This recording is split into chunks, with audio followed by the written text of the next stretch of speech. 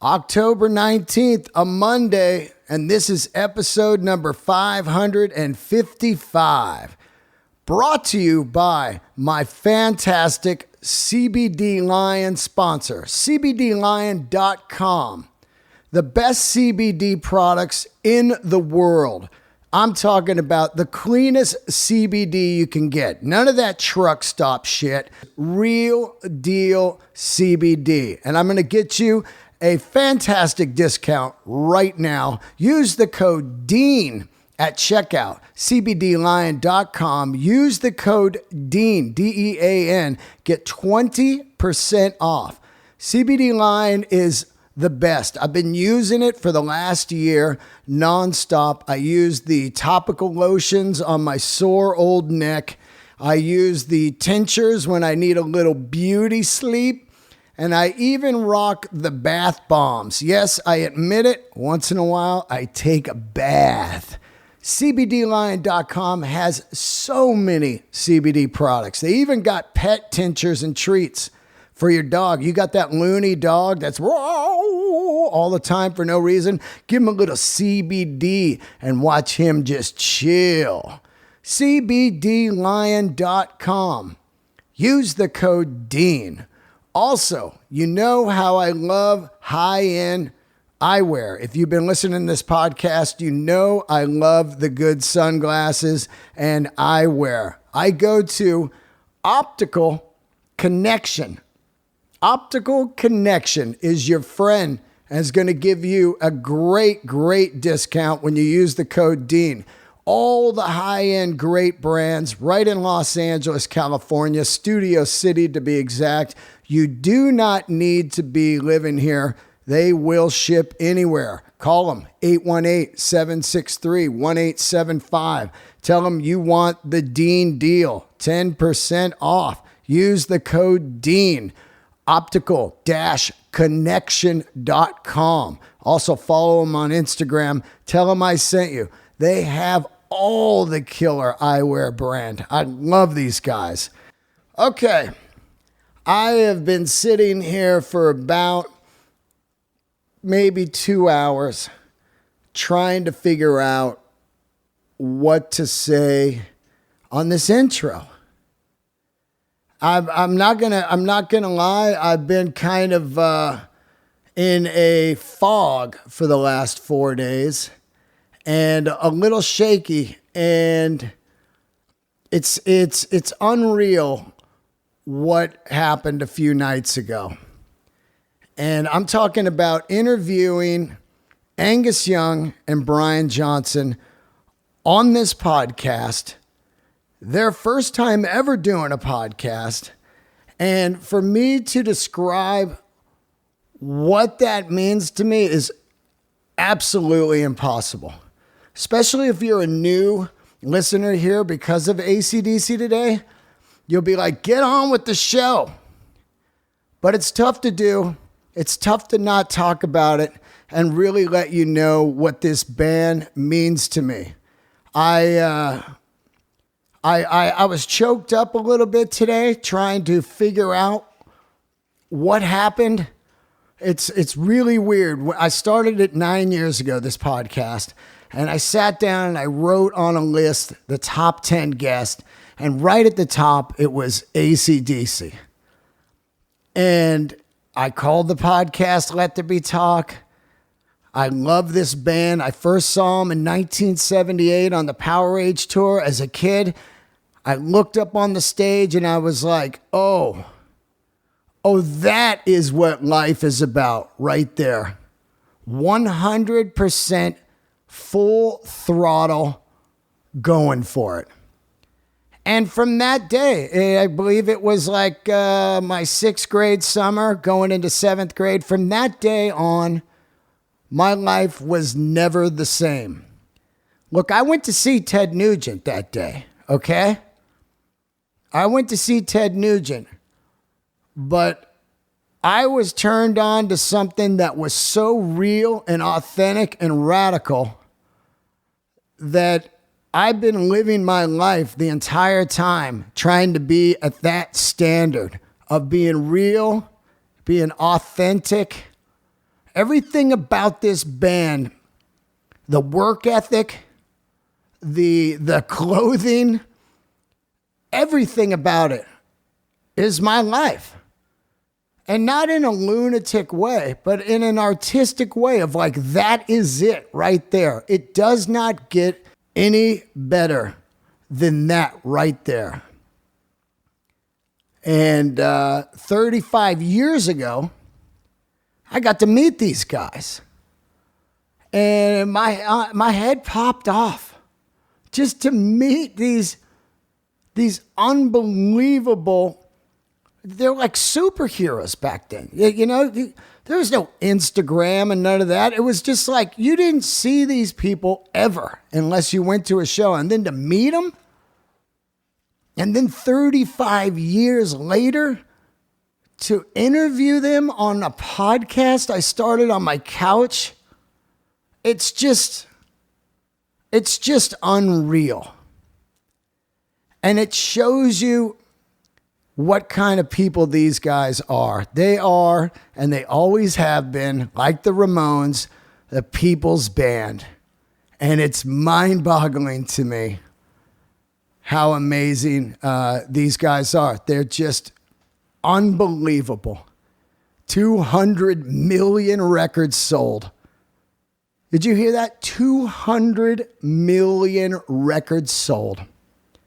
50 million of those are Back in Black. You can't even comprehend that. Michael Jackson is the only one that is above them for biggest selling record of all time. It's insane. It really is insane what this band means to me, and probably all of you listening to this today. I interviewed them a few nights ago, and there's so many weird things that happened in my life that align with ACDC, but one of them was I interviewed them, and when I was done, I had no idea, but it was the same day that If You Want Blood came out.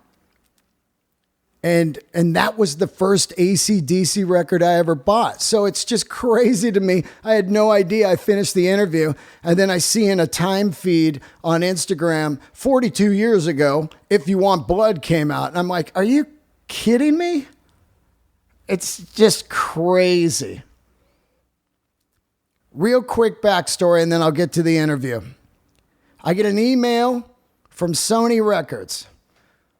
Man's name is Jay Schumer. And I want to say right now, I cannot thank Jay Schumer or Kim Harris enough. I cannot even tell you what this means to me. You obviously know. I've said it over and over in this intro already. But these two made this happen.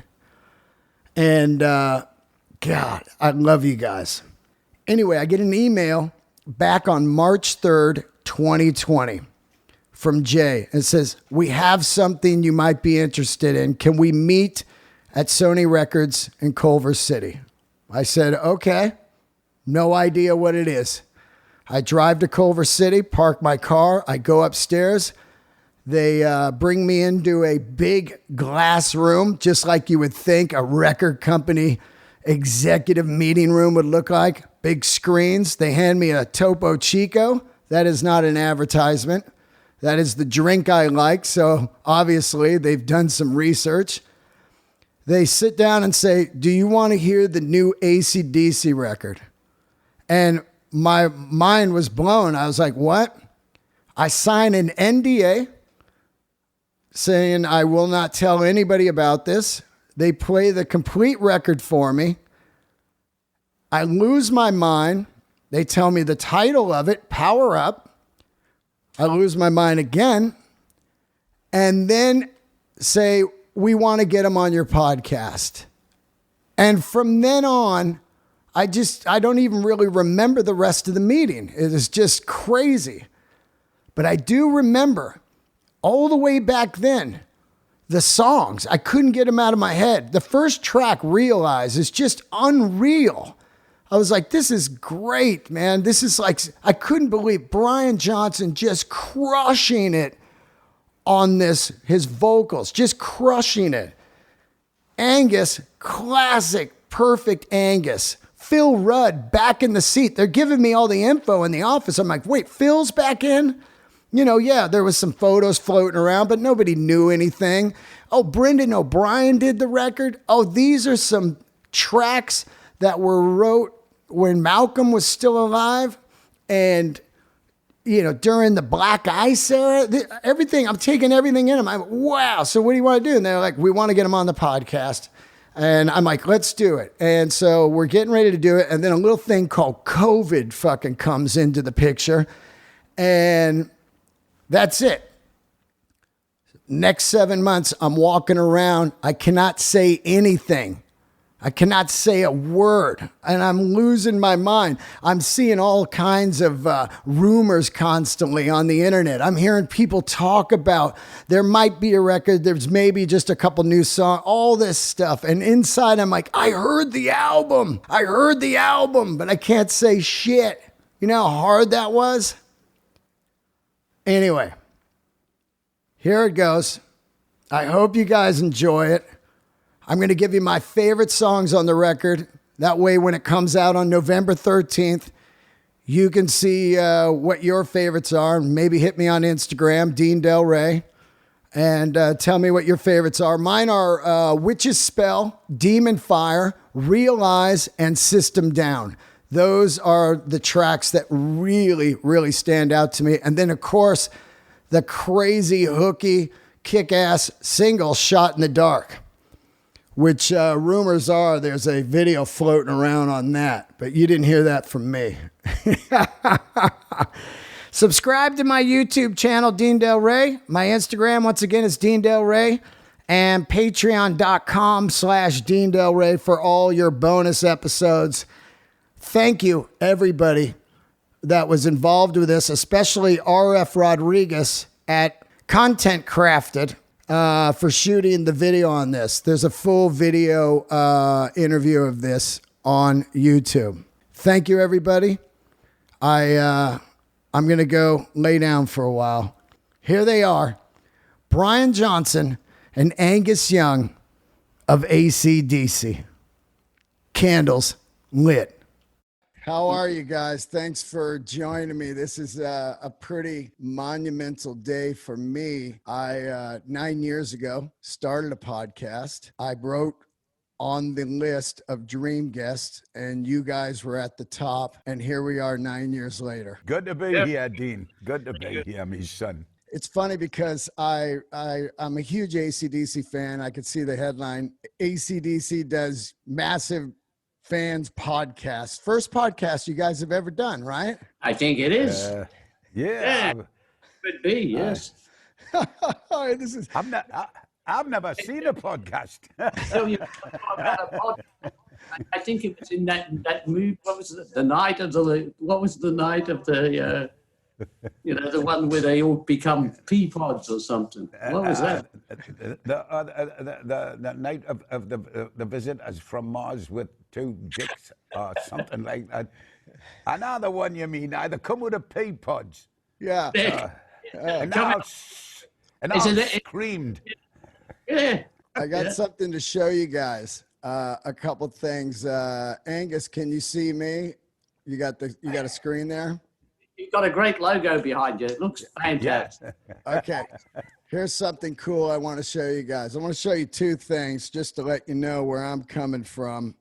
And I took the logo off just for a minute. This is 1978, and this is the first time I saw AC/DC, Oakland Coliseum Powerade Tour. Oh, wow. That's really, that's something. That looks really good. Yeah. And the bill was Cheap Trick, AC/DC, Journey, Blue Oyster Cult, Ted Nugent. Yeah. Good. That's a good bill. That's a good bill. And those are the same bands I listen to this day. Now, Brian, you're gonna love this one. This is the three of us, 1985, Fly on the Wall, Cow Palace backstage. Ah. That is great, me son.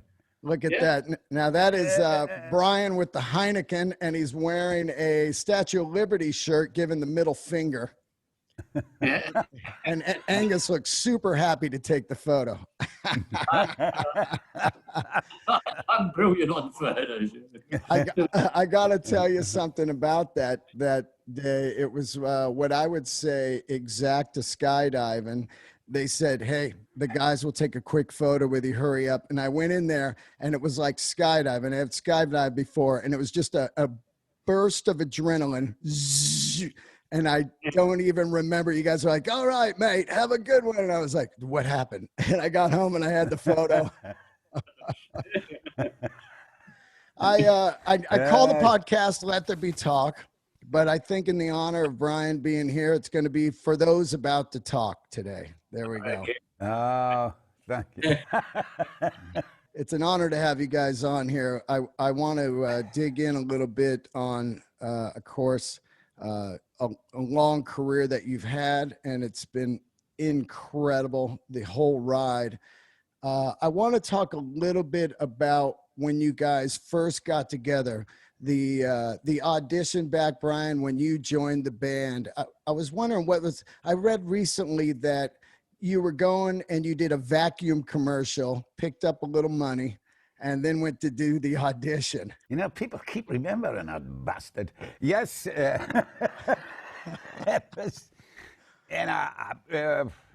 Yes, it was on the way. I didn't have that much money, you see. And when I was asked to go down, I had to try to, this guy had phoned and I've never done an advert before, just an old guy from the past. And he said, if you come down, we'll pay you some money. I think it was 35 quid or something. And I said, oh, that should pay for the gas. You know, down the road and back. Yeah. And so, you know, and we went down there. And I'll never forget, you know, I'd done the advert and then I drove across London. Well, it wasn't very far, to a place called Vanilla Studios. Is that right, Angus? Vanilla? Yeah, you're probably right. Something like Victoria place there. Yeah. And anyway, I got there and I looked in and it looked the business, you know, guys with hair and beards and, you know, jeans and with holes in and everything. I said, this must be the place. And they were all playing pool downstairs. They were all playing pool. And the cut of my jib, you know, I wasn't dressed like anything except what I was, a working Joe from up north. I started playing pool with them. And it wasn't until the tour manager, a guy called Ian Jeffries, come down and said, has anybody seen that Geordie fella from Newcastle? And I said, oh, that's me. He said, they've been waiting for you for an hour upstairs. Angus, at what point in this audition, I always wondered this, how many guys had you looked at?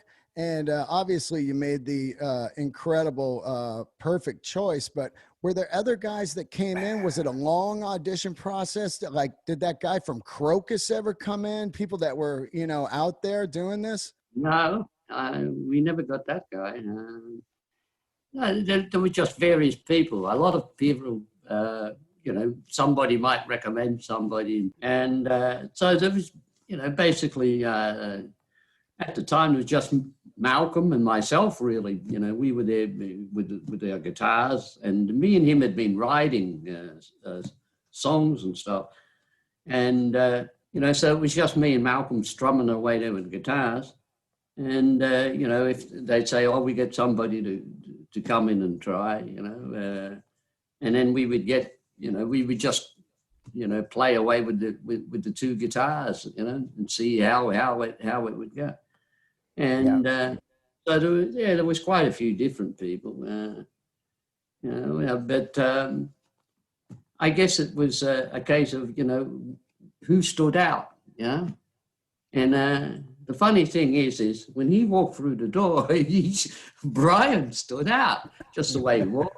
And you sat up and you paid attention, you know, you go, oh, yes, you know, and then he, you know, said hello, you know, how are you and everything. You want, you know, one of the guys get him a cup of, you know, whatever he wanted. If he wanted coffee or something, you know, and, you know, and it was a case of, you know, okay, do you know, what do you know any songs by us? And I think he said, yeah, I know. He knew Rosie because he'd been gigging with a band, and you know, and you know, they did a couple of songs, and they did Rosie, and I think did you know? I think it was Highway to Hell he knew too. I think. Yeah.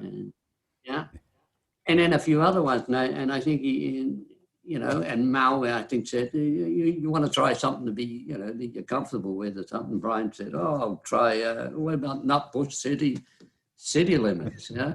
And off he went, and you know, here he was, and we were banging away on that tune, and, you know, and then we did, you know, like Rosie, tried Rosie with him, and then, Highway to Hell, you know, and he did a great job. You know, we asked if we, you know, asked him if we just put it on a tape, you know, says we had something, yeah.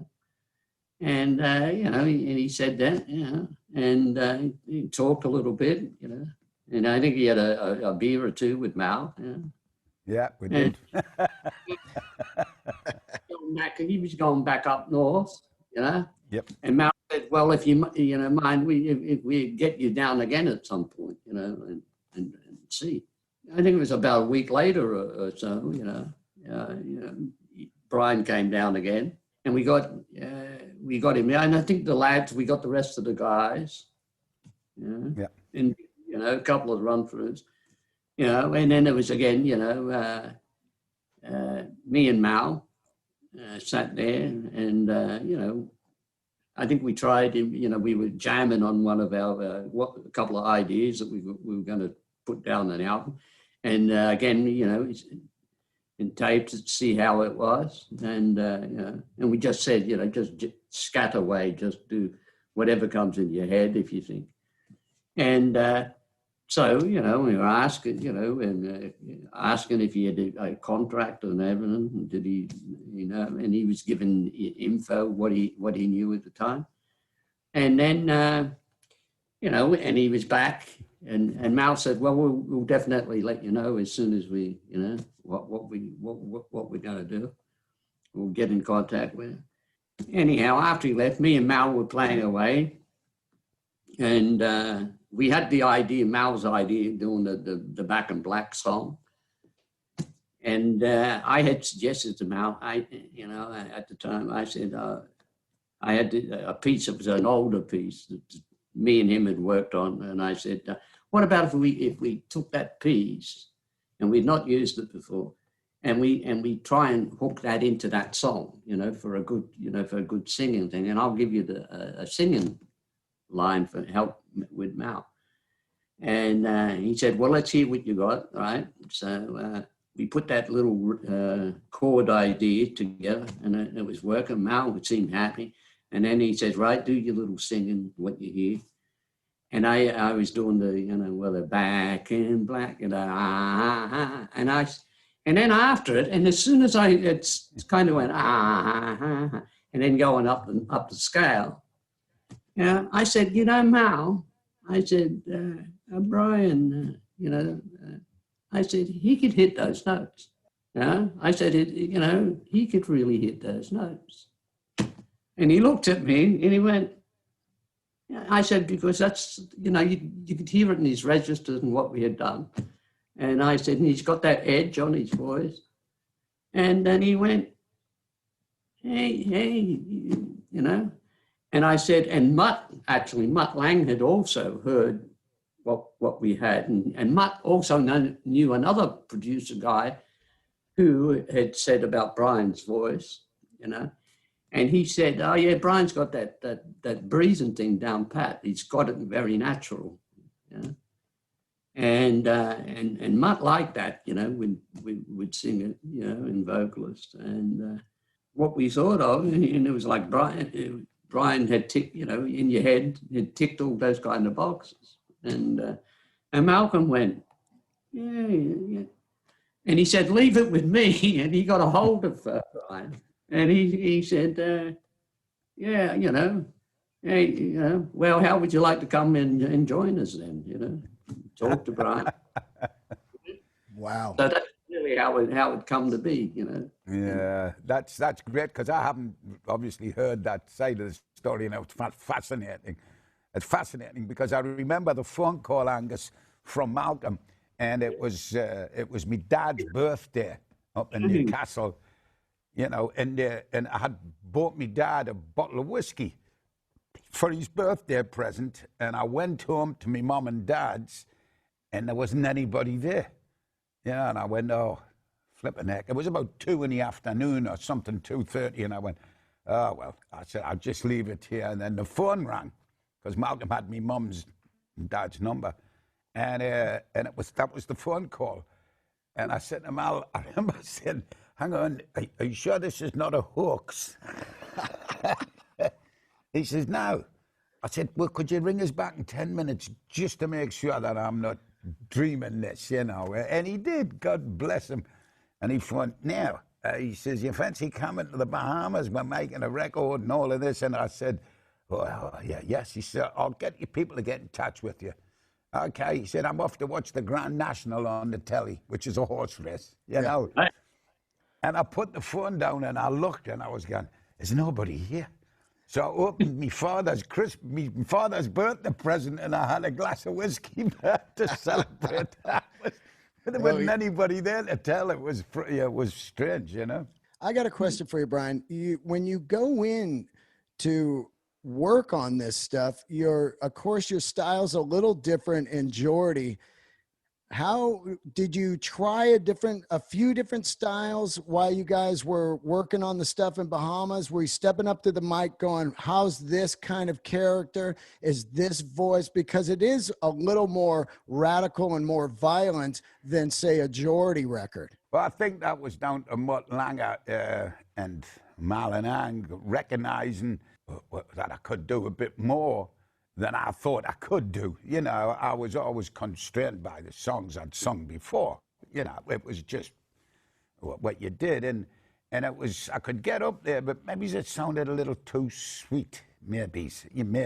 And I think Mutt Langer, who's brilliant vocal thing, you know, but he doesn't take any prisoners when it comes to that. You know, he wants what he knows the boys want.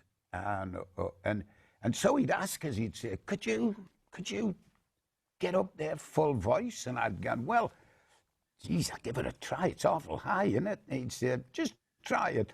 And of course, I did, and it even shocked me that I could do that without pulling any tricks on the desk to make it, because I knew one day you got to sing it. Oh my God! You know, you can't. You can't fiddle with it, you know. And so, yes, I think through that album, it taught me a lot. It really taught me just about everything I know now about how to get the best out of yourself, or listen to instruction, you know, and at the same time, you know, just enjoying the whole process, you know, because it's nothing better than the hearing going, I didn't know I could do that. You know, I mean, it's crazy, but it's true. You got to be pushed sometimes. You got to be pushed, right, to show what you can do. You know, you can just lie back. You know. Plus, we had a couple of weeks. You know, I remember with Mutt said we'll get all the guys in the band, and we'll get there with the song ideas, and you know, that was even before we went to the Bahamas. And he said, and we'll get we'll get Brian there and get the whole band, and we'll make sure we've got Mutt always liked if he'd do a bit of pre-production, yeah. So when we got to the Bahamas, we could get straight in, get the sounds, and start work. So we worked out a lot. You know, we got a lot of the ideas with the songs, and just do arrangements and try Brian out with how he was going to go. And so, it was a case of that, So, we were kind of like, we had that pretty much together. And then it was a case of, getting the rest, getting lyric and stuff, making sure that when we got to the Bahamas, it was a case of, the band could get get set up, not upset, but get set up. And meanwhile, when that's going on, we could get together, get Brian, and get the lyric things all going, and so that we could get the whole thing started. So, and then when we got there, a lightning storm and all the power went out for 3 days. Wow. Yeah. Welcome to the Bahamas. I had to say this one as well. Some fantastic stuff happened. I remember, Angus, you and Mal weren't happy with the guitar sounds, the amps and all that, the speakers. And I remember seeing something amazing because they were trying to figure it. And somehow you and Malcolm said, hang on, why don't we turn the speaker up against the wall? Now, I don't know what exactly you know, but I remember seeing it, and I remember it working, this great sound. It was, I cannot remember the exact technical details, but it was little things like that stick in my mind about that album. And Mutt Lange being real pleased that they got this fantastic sound. And it was you guys just saying, well, let's try this. Can you remember that, Ang? That's right. Because when he first set up and we got the sound roll and we were doing the song Back in Black. Yeah. When we heard it back, it sounded a little bit too polite. The sound. It sounded a little bit too clean. That was and it. And Mal had said, and he listened, he said, it just doesn't have our, we want that, a little bit of grit in there. And so, it was a case of, okay, let's get what we, get at the ACDC sound. And Mutt was always cool like that. He goes, well, you know your sound, because you guys, that's what he ever heard as on stage. He goes, I hear it, I know it.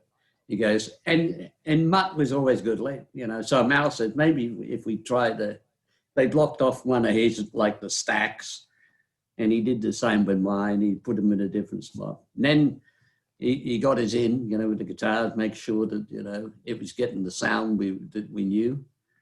And then after that, it was a case of, all right, we were ready to go. Everyone get the drums, everything all tuned in, and then get started and lay that track down. So that was the first track we laid down.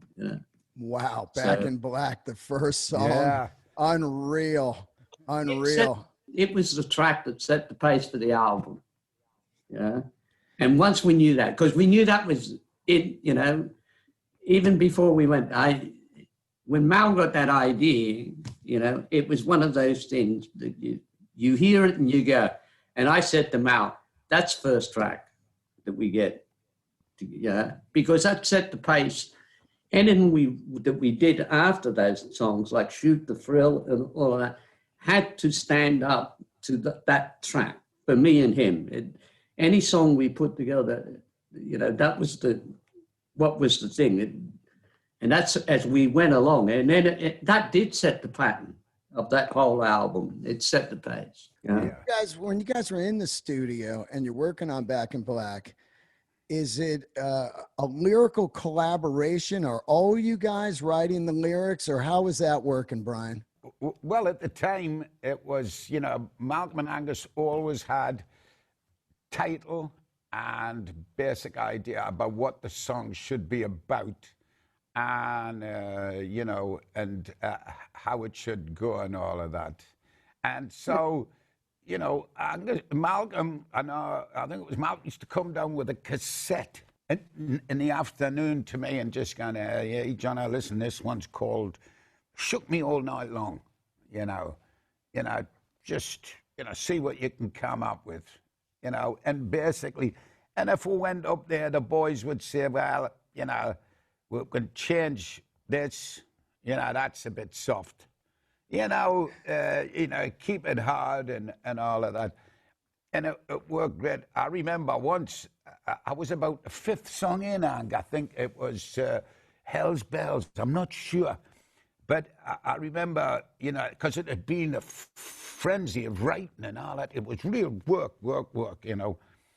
And I was sitting in my little cubicle thing, and it was a horrible day. It was getting horrible outside. Mud come down. He says, "Are you all right?" I said, "I think my brain's turned to mush." I said, "I can't think of a thing." I said, now, and the lads have got this song called Hell's Bells, you know, and I went, "Oh," I said, and just then, honestly, for the first time, the first 4 lines of that is basically a weather report, Angus. You know, and that big storm came through.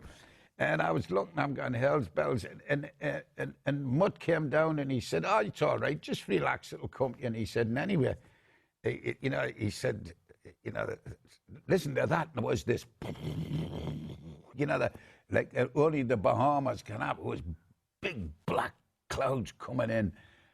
And he says, I says, Mutt's going, "That's rolling thunder, that is." Oh, man. So, and then the rain came down, and then the lightning, and all of this, and that just all made sense, you know. And that turned out to be a cracker, that one, you know. Oh my God, to say the least. It's one of the most incredible ACDC songs of all time, and an album opening smasher. I mean, Yeah. just to see, I was at the Back in Black tour at the Cow Palace, and you know, this is pre-internet. This is pre-cell phones. This is pre-YouTube. Here we are. We're in the room. The lights go out. Nantucket's done playing. Here comes ACDC. The bell comes down. The riff comes in. And the vocal comes out of the speakers, and it is insane. I never forgot it to this day. Like one of the most incredible vocal performances I've ever heard. Cheers, me. Who was it? Here's something amazing about Back in Black is this record is so unbelievable, and everything that happened, the songwriting, the production, Mutt Lange, the vocals, all of that. But then the record company seemed to really step it up for you guys. And this is like really next level stuff that they were doing, because who knew? I mean, here's a new singer that's never been done before. And now they're promoting the hell out of this record. They're going for it, man. They must have known this is a smasher. Yeah, well, we were pretty lucky at that time, you know. At first, it's a hard thing to do because, as you say, you know, it's the you know, I mean, record companies are, you know, they've also got a business side to them, so a lot of them kind of go, well, is this really going to happen? How many bands, you know, can do that? And but I think it's when they heard the quality of the album, they heard the song and whatever, and I think that really give, put the seal on it, you know, and they said, and they said, and you know, listen to the vocal and everything and what they've done, and I guess their feedback from people within there going, it's a cracking album, and so I think they got excited about it, you know, and that's, you know, I think half the thing that helped push it along, you know. So it was good in that sense, and we got everything what we had said, you know, because it was even quite tough. You know, we wanted an album cover, you know, we wanted it all in black because of, you know, the death of Bon. So it was our tribute to Bon. So that was, you know, because they also, when, you know, people go, why would, you know, you get people going, why do they want to have a mourning, you know, because black being the, you know, the mourning, you know, what you do, you know, for funerals and things. Why do they want that? But that was our way. And we just wanted a plain cover, Back in Black. And as Malcolm said, and it was also a thing of what does the cover really mean? It's what's inside really matters, you know. You know, so the whole project, you know, it was really good when they got it and they said, okay, you know, we're going to give it, a best, a good shove. And we were lucky also too, because a lot of radio guys out there, they would hear it, and a lot of syndicated radio were going, when I put these guys on radio,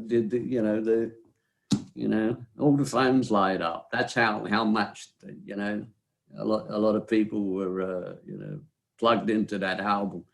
So that it was just that initial strong feedback. I think they said, well, we got to push this. It's unreal. It's unreal. I mean, you guys go and do like 5 videos. Brian can also tell you too, we were touring on that album. We had to tour this, and we were playing, all over the US, doing a lot of dates. And for us as a band, it really, after we had finished touring, and then we had stopped touring, and I remember being at home, and it was really the next year. We were getting ready. We were going to actually be performing in Australia here, and I remember our tour manager. He come and he was there early, and I remember talking to him, and he said to us at the time. He said, "Do you know?" He goes, "You guys have you've just sold 1.5 million albums." Right? And I said, well, that's a lot of albums. That's a big thing. I thought, hey, we've sold, 1.5 million albums. I really thought, great. And he said, no. He said, what you don't understand, Angus, he said, that's just in LA alone. That's LA alone. He said, that's not the rest of the country. That's LA. He said, imagine what's coming in the rest of the country. That's insane. Yeah. I couldn't believe it, No. I mean, this thing it's an animal. I mean, I know you have a new record out, but I cannot ignore the second biggest record of all time. This thing is it's unreal. It is incredible what you guys have created. I got to remember too, it's a rock album. It's a hard rock album. So, you're getting across to a big audience. You're crossing a lot of what would normally not. I mean, the people who were managing us. I remember David Krebs. He was part of this management, Lieber and Krebs, and David Krebs had always said to me, any rock band will only sell X amount of, a couple of million records tops. That's all they do. He goes, whether it be this or this band or that, nobody gets past, and he was shocked, that we went above those numbers. Well, yeah, because at the time you think there's probably only like 2 million rock fans or something. And for a record to be really huge, let's say like the Eagles' Greatest Hits or the Michael Jackson Thriller, that's kind of like all kinds of people listen to that type of music, where rock is a category. This is the group of people, but this thing, it grabbed everyone. Yeah. So, I think that was what, was really a big, a big turnaround for a lot of people. Yeah. Let me ask you this, Brian. Now you're out on tour. ACDC, of course, was used to nonstop touring all the way up to Highway to Hell. They've just worked their asses off. And now you're out there and you've got to sing Have a Drink on Me and Hell's Bells and Shoot the Thrill that are at the complete highest ever. At what point, you're doing a ton of dates, do you just go like, wow, man, I am trashed? I mean, it's got to be brutal on you. It was, it was very doable. It certainly took it out of you because there's not much breathing space in there. But you know what? When you're rocking with a band and all of that, and, and the great thing is with a record, I'd always, as a matter of habit, before I did gig, I'd play the album to make sure that I wasn't wandering. You know, you get lazy and you wander from the original things, and that I always put it on and make sure that I was on the money with the things. And once you can hear yourself doing it, you just can, and it's strange. You know, you go on and do yourself, if you know what I mean. You want to do yourself, so it's bang on. And you know, it's like Angus was saying that, you know, with the radio guys and all that. And one of the things that, one of the most exciting nights of my life, I was sitting with, I think Mal and Cliff, I think we were playing cards, I cannot remember, in a hotel room, and we just heard, "Hi, this is Wolfman Jack, and I'm going to play something now that's going to change your life.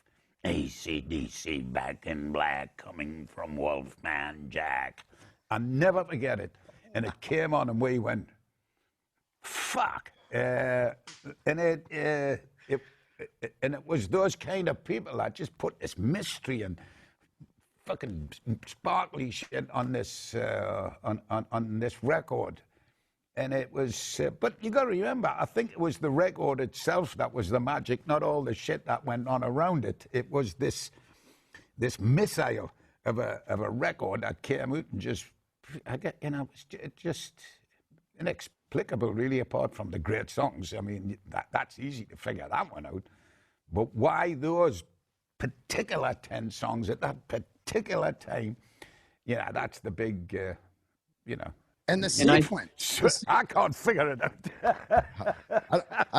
I mean, those are things you don't try to figure out. You just go, oh, the magic was here. And it was 100% chemistry and lightning in a bottle. Let's get into a little bit about the next record here, which I think is another masterpiece. And I think for those about to rock is it's an unbelievable record. It's a totally different record. And I could say it was probably my favorite out of the Brian era. I know that I read quite a bit that you guys went and did it, I guess, in Paris in a warehouse or something, and Malcolm wasn't very happy with Mutt taking a long, long time.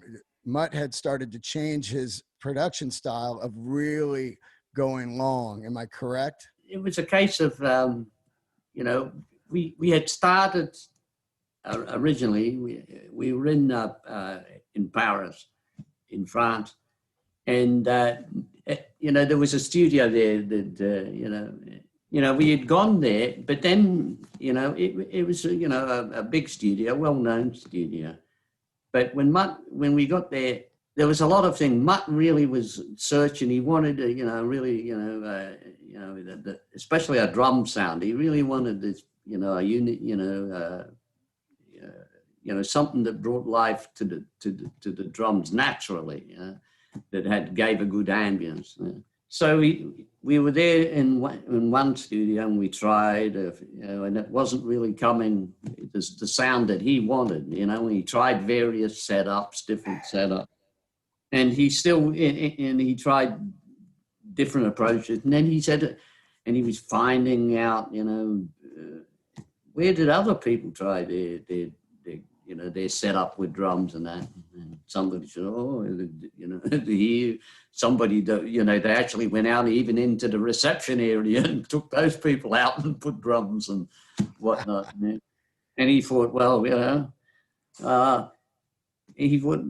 I'm going to go check out a few other studios.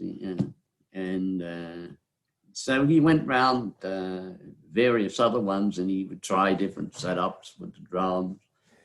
And then he would get Malcolm and myself and go, come and have a listen. And then, we'd be in one way. And he goes, yeah, this is better, but it's not what I'm hearing. And he said, you know what? Because we had been in this big rehearsal room where we'd been doing pre-production with him. And he said, in there we were getting this really great live drum sound, natural sound. And he said, why don't we, what about if we do this? We get, we get that Stones mobile, the mobile bus thing that they had, which was a recording studio on wheels. We'll get that here. And then we'll just set up in that big warehouse. So that was where we ended up setting up, and he thought great because he could put the drums, where he thought the drums were happening the best. He could, with the guitars, he could do anything because there was that much space, You could put the guitars anywhere, where it was going to come to life, He even had his set up, how we would live, like with the amps and that, just to see if that was even going to be something unique. So he tried different setups. Then once he was happy with what he was hearing, it was a case of, okay, we get down to the fact of start recording the songs. So but it was that took a little while, moving back and around and trying to find, and so that was really what was kind of delaying it a bit.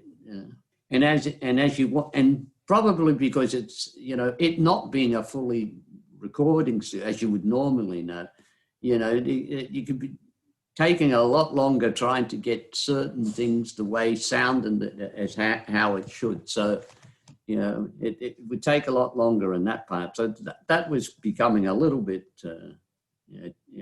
with us, I guess. What we didn't want was the band getting burnt out, where we keep playing the same song until it becomes sort of too tired. You didn't want to lose the energy of it. And that was what and you didn't want fatigues to set in. You wanted, when you're playing it, you wanted to sound fresh and exciting. So that was what Malcolm really was, he didn't want the band to sound like it, like, you're getting into a kind of a burnout, Okay, I got it. Yeah. Brian, I think that this record, you really shine again on it. The amazing thing about ACDC, I've always said, is a lot like the Rolling Stones.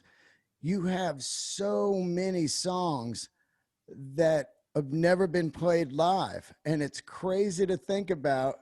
You have albums and albums and albums of these songs that have never, ever been played live. And a couple of them, boy, like Spellbound, I think is one of the great, great, great ACDC songs. Yeah. I love that song. It's one of the most fabulous problems you can have, having too many songs. It's usually that way around for a lot of bands. It's unanswerable. You'd like to play them, you'd like to do that, but you've got to remember that people want to hear, the songs that the big standout ones or the hits or whatever, and there's just no room to fit them in unless you did a week and you had 5 different sets. Yeah. It'd be pretty tough. I get it. I do a ACDC tribute once a year with a lot of rock stars in LA and comedians, Bill Burr and Mark Maron, and we do this big ACDC tribute. And this year I was like, well, we got to do Soul Stripper, and let's do Can I Sit Next to You? And you whip them out, and the crowd's like, and they're like, hey, man, these are some of the great ones. Listen up, It's like, I get it. I understand it. If you think of it, I remember, look, when we were Back in Black, I think one of I remember we were going to Detroit, and we were in Detroit, but even on that Back in Black tour.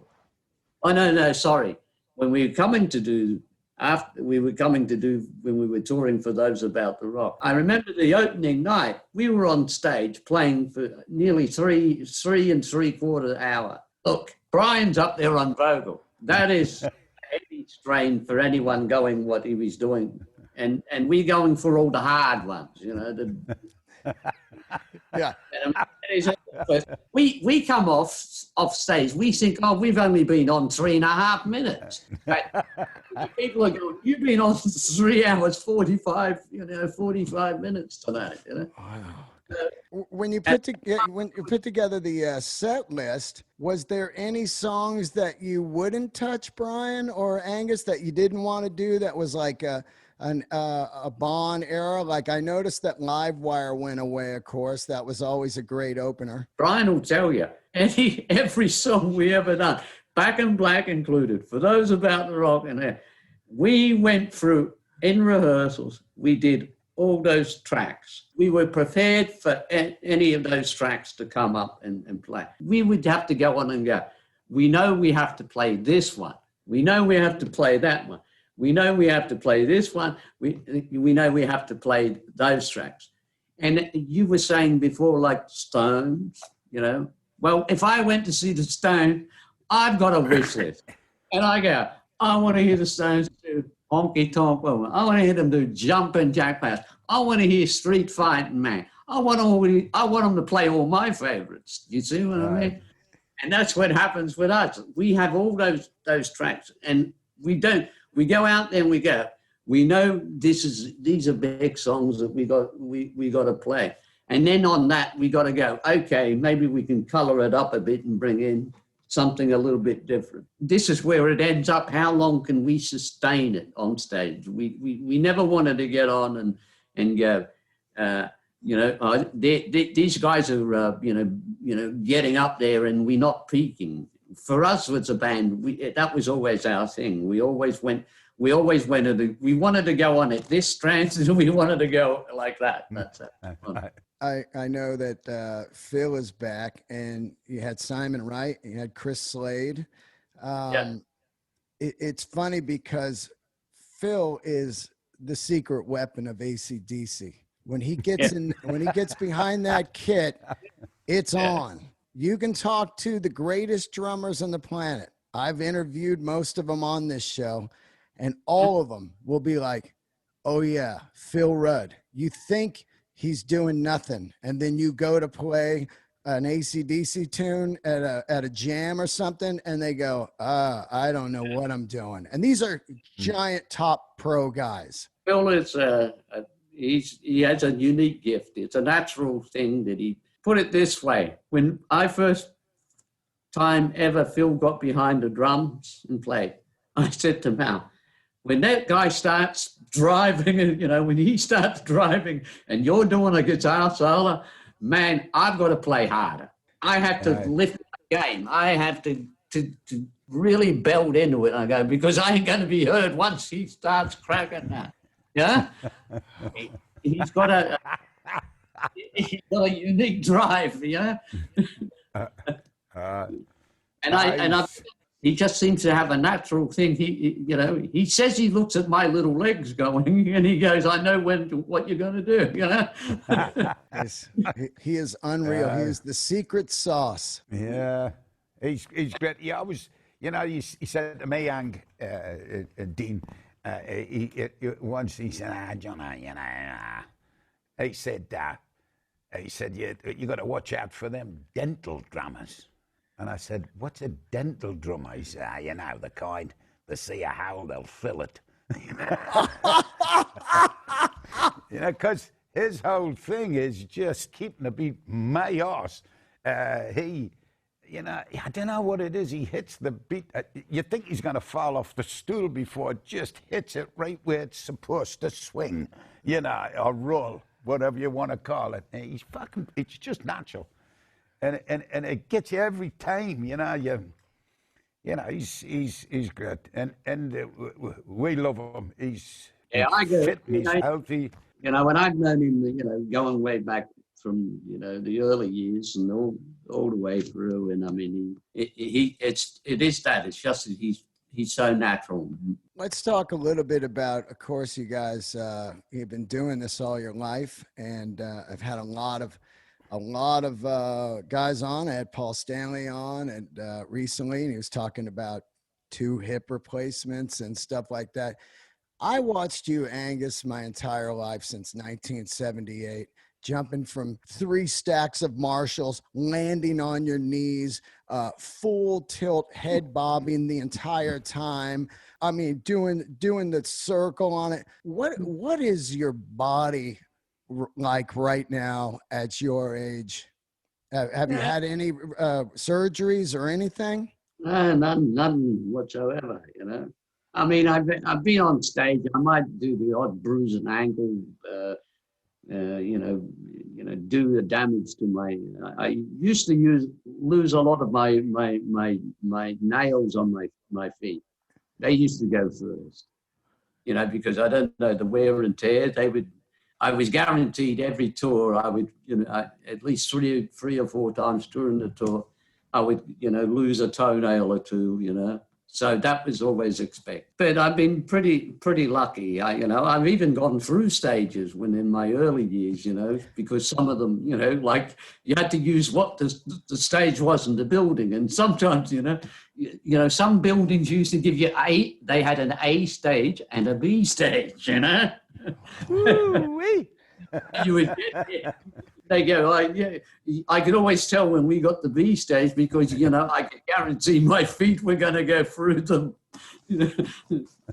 Yeah, I'm lucky. I've been pretty lucky, I might get the odd. I think the worst I ever got was a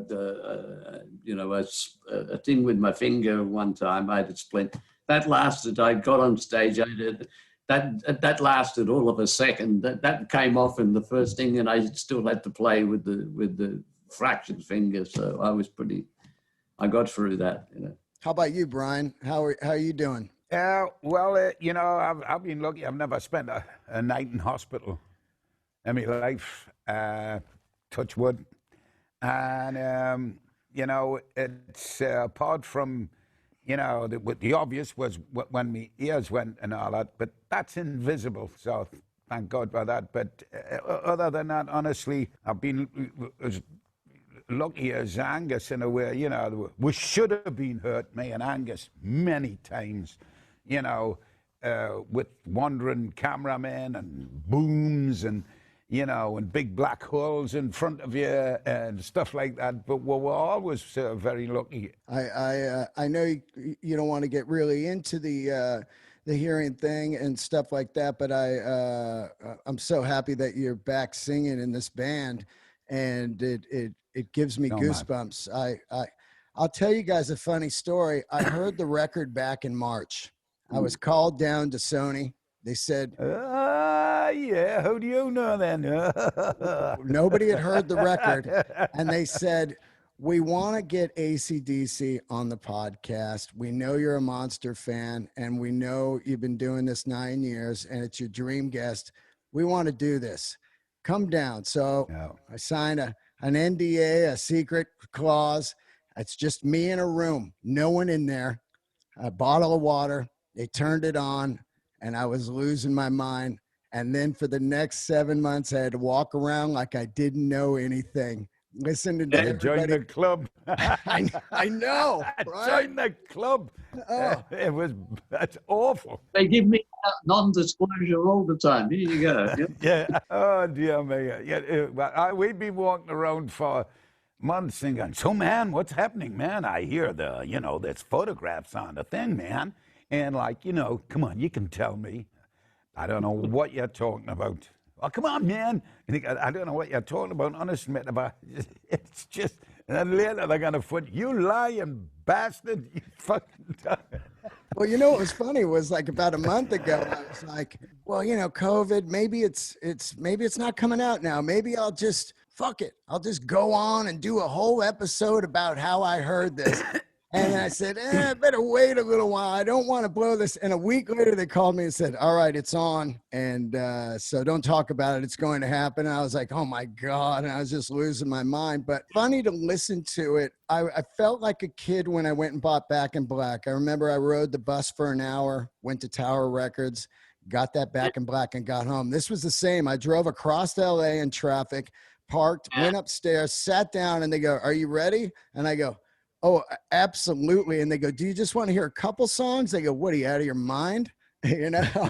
So they kicked it on, and Realize came on. And I was like, wow, this is killer. But by the time we get to the crown jewel of this record, Demon Fire, I'm like, Demon Fire and Witch's Spell. I'm like, oh, here is some serious rocking going on right here. Well, I mean, what a couple tunes back to back right there. When I first heard it, just like you did, I think I sent off a communique to Angus, and I said, "Hey, mate," I said, "I got to tell you, I mean, this album, I'm going to listen to it straight away again." He said, "But all I got to say is that I'm happy I'm not the guy that's got to pick a single from this, because I'm confused. They're all, you know, they're all eligible, you know." Let's talk about Through the Mist of Time. That's got to be the most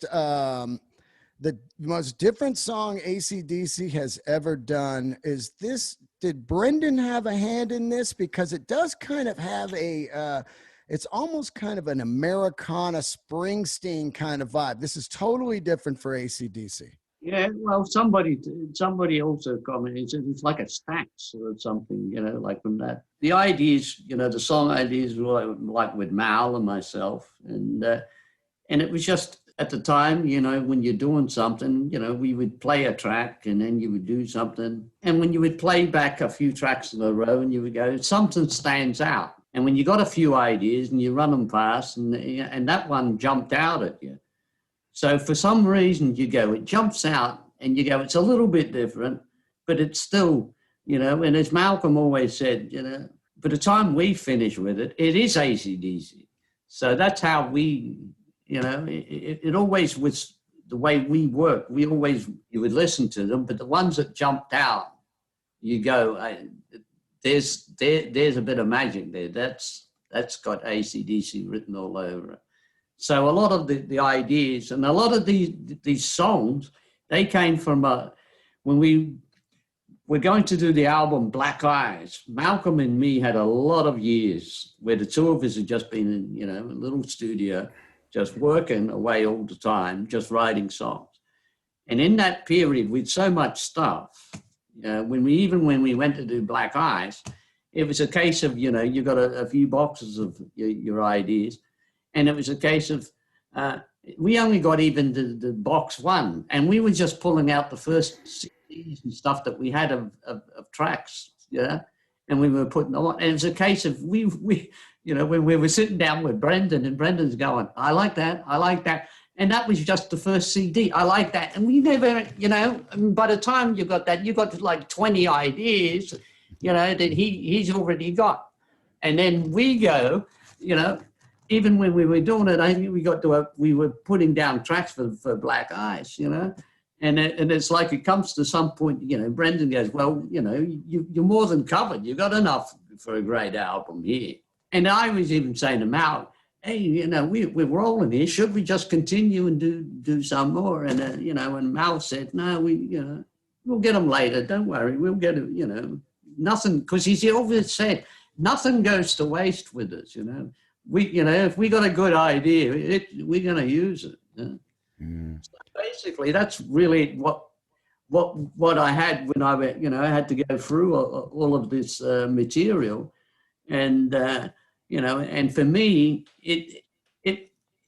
I mean, going through it's a lot easier task, as I said, because of that time. You know, we had marked out what were the AC/DC, the ones that really stood out.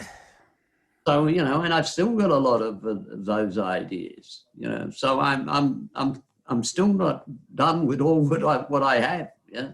Well, there might be another one that you're saying, huh? I've got, and maybe I don't know how many that I would have. Wow. All right, I know you got to get out of here. I cannot thank you enough for doing this. It's pretty monumental to me. I mean, you don't understand. What your band has done to my life I have bonded over some of the greatest friends over your music. I have had some of the greatest memories at your concerts, hands down. Some of the greatest live rock I've ever seen. I've seen over 2,000 shows, and I'm telling you, you guys are lifers in my blood. And everything about you guys I love. And I can't thank you enough for doing this show. It means so much to me. Thank you. Absolute pleasure and honor. Thank you. Brian, real quick. Thank you, Dean. I'm a big watch guy, Brian. What are you wearing today? Oh, this is a Graham. Graham. I know Graham out of England, London. Yeah, well, this is for the 1944 D-Day landings. The geez. American from the Second World War. So that's it's a you know, there's a celebration. Well, it's not a celebration. It just it is for. It's called the Overlord Special. You know, after the Overlord operation at D-Day. So anyway, it's Angus, Angus, I'm a bit of a history buff. Oh yeah. Angus, I got one question for you. I know you got an army of SGs. My favorite one is the back in black one with the white pick guard. What SG, if they were all gone, which one would you have to have? Would it be vintage or is it a newer one? It's a vintage one. The one that I've always had and been on nearly every album I've ever done is a guitar that now because it's been on so many, of ACDC songs, I just save it for the studio now, and I keep it I keep it away. I don't want to, because over the years when I used to use it live, it got so many bumps and cracks, and I got to the point where I just thought, I don't want it damaged anymore. I want to make sure, preserve it, that that it's there for when I'm doing studio stuff, and I've got it when I've got that guitar. It's so reliable. I just have to put it in and plug it in, and I can get all my guitars, line them up, and I can go through them all and go in, and you put them in. Everyone will go, yeah, that's a great sound. That's a good sound. But that one is your sound. That's the one. Wow. It's just got its own thing to it. Yeah. And I don't know why or nothing. And it's funny, because Malcolm, my brother, was the one that said to me, and when I was younger, he said to me, "Hang, there's this little shop not far," and he said that they got quite a few good guitars. They got a few Les Pauls and whatnot. He said, but they got this great SG in there, and he knew I was looking for one, And so I went down the shop. I picked, I tried and went through the other ones. When I got to that SG and I played it, went through the other ones. I came back, I played it, and it was like. I just went, this one. It played so well. I didn't even have to think about it, or, And nowadays, it almost does play itself. I can put it, when I put it on, if I'm playing, it makes my, it just does its own, it's got its own thing, Yeah. I love you guys, man. Thank you so much. Thanks, Dean, me son. I could talk to you guys for 20 hours, man. And hopefully one day I'll get to backstage, chew your ear off to where you go, get this fucking guy away from me. Never. Thank you, guys. Thanks, it's a pleasure, me son. Congrats on that new record, man. I cannot wait to see you guys out on the stage again. Thank you. Thank you. Bye. Bye-bye. See ya.